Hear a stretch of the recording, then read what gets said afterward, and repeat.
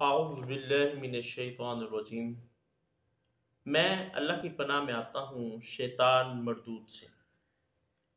جب بھی قرآن پاک کی تلاوت کی جائے تو پہلے تعوذ یعنی اعوذ باللہ من الشیطان الرجیم پڑھا جاتا ہے۔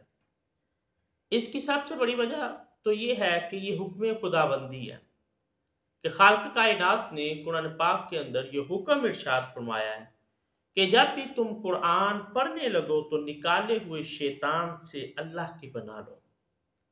یعنی ہم قرآن پڑھنے سے پہلے تعوذ کو اس لیے پڑھتے ہیں کیونکہ خالق کائنات کا حکم ہے، اور دوسری اس کی بڑی وجہ یہ سنت رسول صلی اللہ علیہ وآلہ وسلم ہے کہ آقا صلی اللہ علیہ وآلہ وسلم جب قرآن پڑھا کرتے تھے تو پہلے اعوذ باللہ من الشیطان الرجیم پڑھا کرتے تھے۔ اور اگر ہم تفسیر کی بات کریں تو لفظ اعوذ کا معنی ہوتا ہے پناہ لینا یا ملنا۔ اگر ہم پناہ لینا معنی کریں تو اس کا مطلب ہے کہ میں اللہ کی پناہ لیتا ہوں، اللہ کی پناہ میں آتا ہوں۔ اور اگر اس کا معنی ہم ملنا کریں تو اس کا مطلب یہ ہوگا کہ میں اپنے نفس کو فضل الہی سے ملاتا ہوں، اللہ رب العزت کے فضل کے ساتھ میں اپنے نفس کو ملاتا ہوں۔ دوسرا لفظ اللہ۔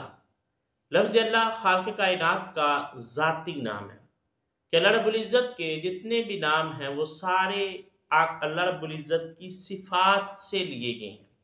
صرف لفظ اللہ ایسا ہے کہ جو خالق کائنات کا ذاتی نام ہے۔ اس کے بعد لفظ شیطان۔ شیطان کا معنی ہے دور ہونا۔ ابلیس چونکہ قرب الہی ہونے کے بعد دور ہوا، اللہ کے قرب میں آنے کے بعد دور ہوا، اس لیے اس کو شیطان کہتے ہیں۔ پھر لفظ رجیم۔ رجیم کا معنی ہے دھتکارا ہوا، مردود، کیونکہ رب کائنات نے شیطان کو اپنی بارگاہ سے دھتکار دیا تھا جب اس نے خالق کائنات کے حکم کو ماننے سے انکار کیا۔